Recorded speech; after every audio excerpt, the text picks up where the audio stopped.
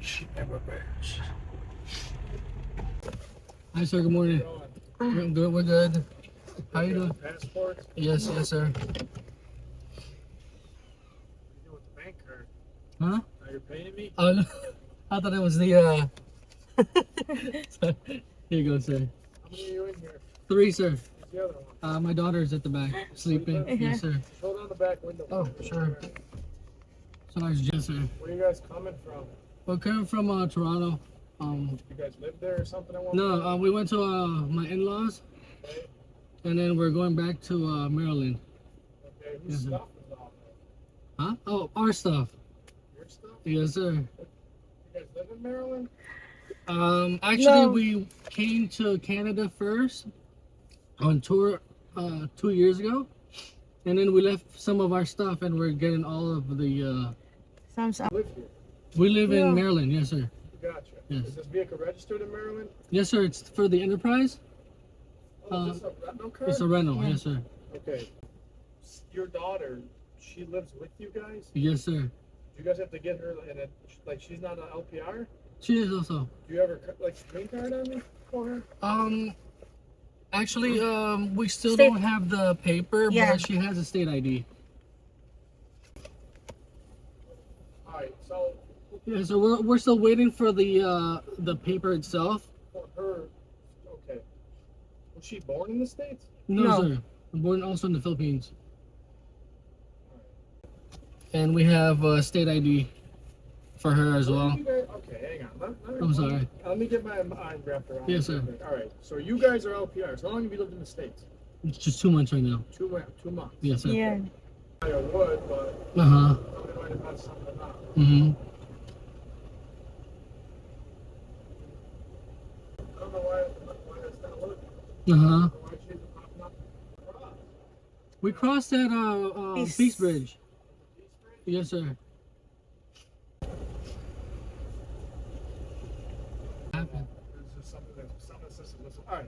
It's What are you good, guys sir. bringing in? What is all this stuff? All of our stuff. Actually, we before going to the U.S., we went to Canada on tour and we lived there for 11 months with our in-laws. Gotcha. And then yeah, Some are like This that. is all your guys' personal Yes. belongings, and you guys are moving to Maryland where you live. we're now? gonna yes, yes, sir. Gotcha. And Any alcohol in the vehicle? No, sir. No, we no. don't- No, Any food? there Yeah. is food. Cooked food? Yes, sir. That's fine. Tarts and Alright. yeah. And we got like kitchen knives, and that's it. Gotcha. Alright, Yes, you sir. guys are all set. I fixed that. Oh, though. thank you Oh, so yeah. much, sir. Thank you. Alright, guys. Yeah. Thank you sorry so for the, all much. the, You're good, yeah, I was yes, sir. just- Okay, you do it. Sometimes it's state-of-the-art equipment. That's Okay. Well, have a good one, yeah, sir. All right. yeah. Yeah. Thank keep safe. you. Hi guys. Ayan. Andito na kami ngayon sa Maryland guys. Sorry no, wala kaming masyadong vlog kasi sobrang pagod yung pabalik. Dito ninyo guys, ano lang kami doon. 2 nights and 1 day. Oo. Ganun lang kabilis yung ano namin, pagka-Canada namin. And hindi namin iniwan si Stacy. Yay! Yes, yay.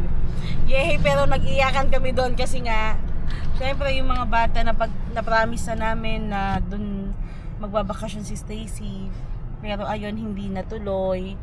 Kasi ikukwento namin sa inyo next time. Okay? Pero ngayon, dahil nandito tayo sa Maryland na, kararating lang namin mga 4 ba tayo? Oo, 4 kami. Hindi, mga 3. Hindi. kasi Pumunta pa kasi kami ng bangko, guys.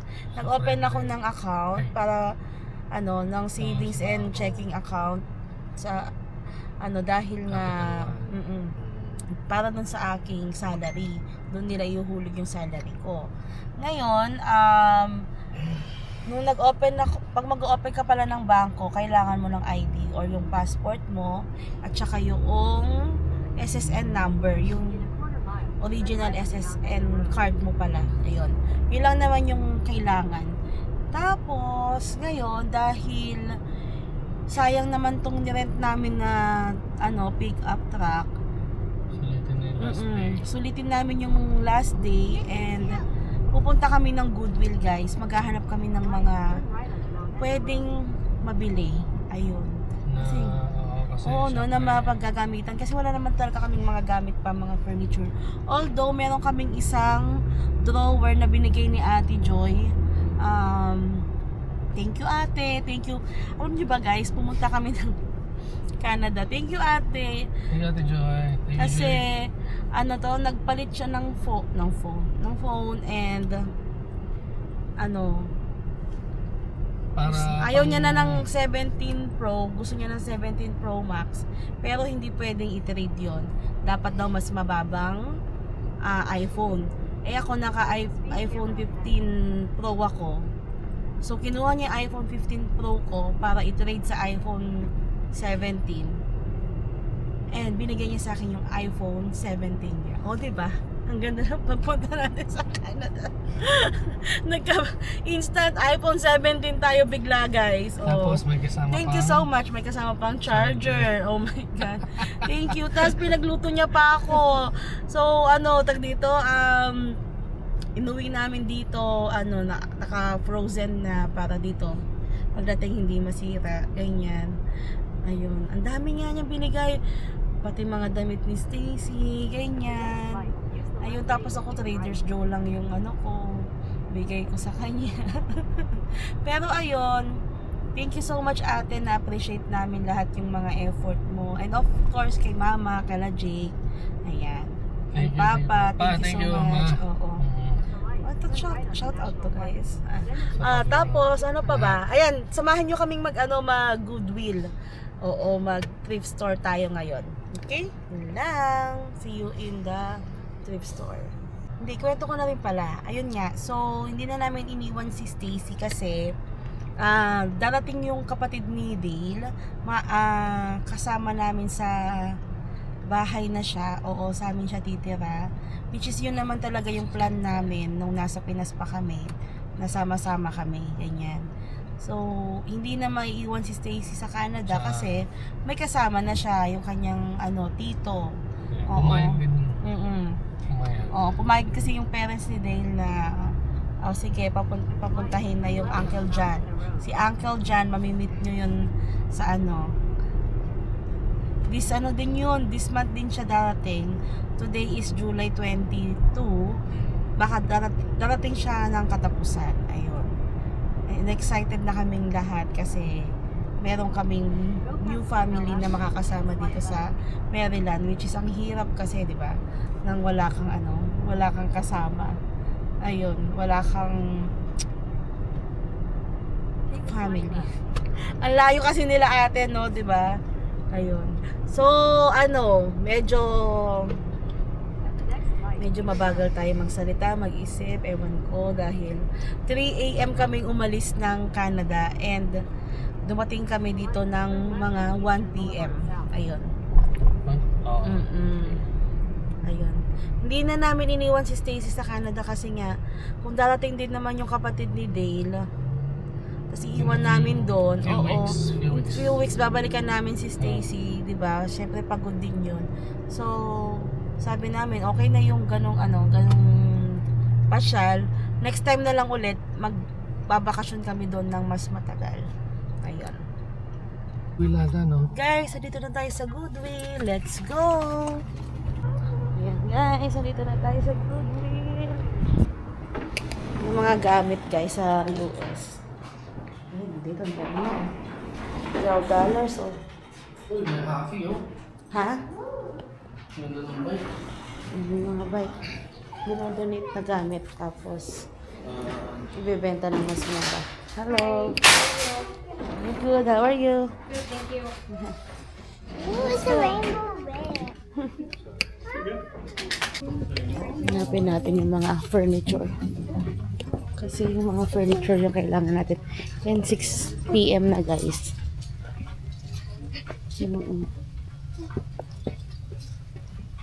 Saan dito na yung mga furniture nila. Daddy, look, this is what Zoe has. Ay, ang mahal naman dito, $40.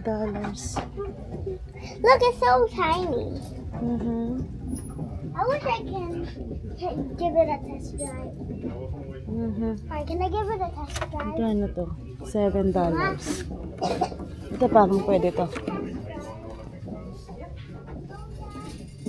want to give this a test drive. Mhm. Ah, test drive. Look. Guys, wala kaming nagustuhan.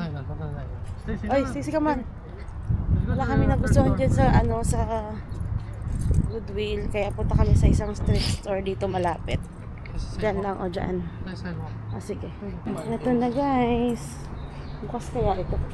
Ito parang ang gaganda oh. Ay. Sayang. Sarado na. Ang gaganda pa naman ng mga dito oh. Oh my God. Okay. Sayang naman. Ha? Yeah, they're close. Pero parang ang gaganda. O, tignan mo. Ayan, o. $20. Ay. Dito na tayo sa second Goodwill store. Ayan. Hopefully may makita tayo dito, guys. Ay, naku po. Mas marami dito. Talaga ba?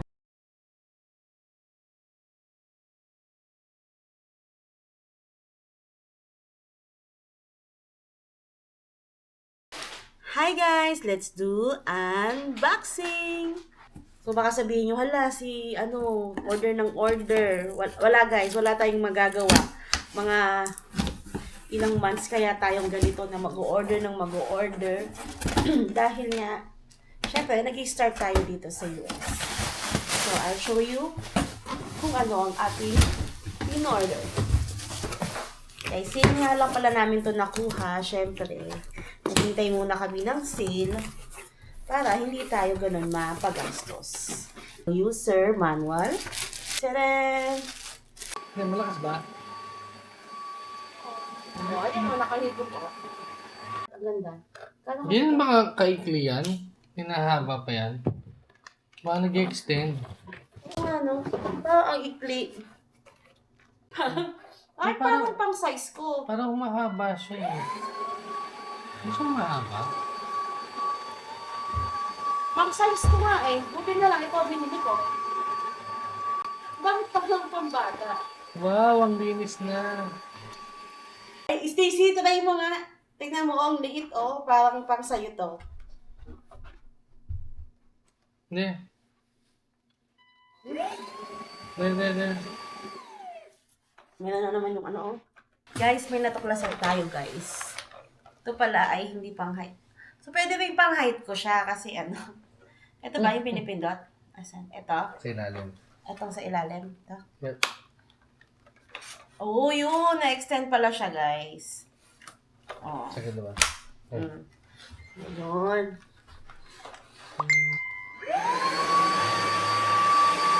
Guys, meron pa tayong i-unbox na isa. Guys, pa nagluluto kasi ako ng tuyo, guys. Siyempre, maamoy yung tuyo, no? Kailangan ko ng kandila, pampabango. Nakakita ako ng sale sa Marshall. Oh my gosh! Kasi pag bumili ka ng ganito sa Amazon, $16 yung, mga ganito. Ito, $20 siya, naka-sale siya. Pero, ang ganda naman ng kanyang, ang ganda naman ng kanyang, design, diba? Ayan guys, try ko muna siyang buksan. Ayun, nag-open siya. Wait. Ano tong plus, plus, minus? Ay, ayun, yung ilaw niya. So, ito munang pang Christmas lagay ko. Diyan na muna siya.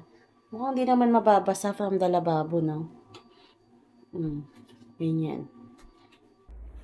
Hi guys! Bali, ayan, today is kukunin natin yung ating washing machine. Magkakaroon na tayo ng washing machine, guys. Ayan. Bali, may nakita ako sa marketplace, guys. Tapos, kano kasi ino-offer dito? $80. Oo, $80 lang ino-offer yung washing machine. Pero, tinanong ko siya, pwede bang $80 na, pwede bang $60 na lang? Sabi ko. Tapos sabi niya, sige daw, $60 na lang daw. Tapos sabi ko, yay, sabi ko, saan yung address mo, kako? Tapos, sinend niya yung address niya. Aba, guys, kapitbahay lang namin sila, as in. Kabilang building lang sila. O, diba? Ang lapit-lapit lang, guys, nung bibila namin ng washing machine. Kasi pinoproblema namin yung sasakyan talaga para makuha yung washing machine. Dapat talaga, actually nakausap ko na si Ate June. Ate June, baka pwede naman, tulungan nyo kaming kunin yung washing machine. Pumayag na sila guys. Pero ayun nga, dahil kapitbahay lang namin yung yung pagbibilhan namin, ayan, hindi na natin kailangan ng sasakyan. And tutulong daw yung yung pagbibilhan namin na iakyat yung washing machine sa amin. Tapos dahil titinda siya ng washing machine, tinignan ko yung profile niya sa may marketplace. Meron din siyang pinost na na dresser, lalagyan ng mga damit. Tapos sabi ko, magkano kasi yun? $60 naman niya binibenta. Sabi ko, $40 na lang. Sabi ko, baka pwedeng $40 na lang para yung washing machine tsaka yung dresser, $100 na lang yung dalawang yon kako. Tapos sabi niya, o sige, sabi niya ganun, bigay ko sa'yo ng $40 na lang tong dresser. Sabi niya ganun. Ito guys, bali, inakyat na yung washing machine. Kaso nga lang, slow motion na naman yung aking video. Ay naku, nakakainis. Tapos, nung pinasok yung washing machine, yung mga drawer, binuhat namin nila Stacy. Tinulungan din kami nung asawa niya na magpasok ng mga drawer. Ang bibigat niyan guys. Grabe ang bigat. Pati yung yung mismong dresser, grabe, napakabigat. Grabe, pawis na pawis si Dale, tsaka yung yung lalaking tumulong sa amin, yung nagbenta, grabe. Ayan, magiging roofa making to na yung boses ko. Tapos yan, ayan, I'm so happy. Meron na kaming washing machine, guys. Ayan na yung aming washing machine. So, wakas, tapos na yung pagkukusot natin, guys. May washing machine na tayo. Ayun lang, guys. Thank you, guys, for watching. Bye!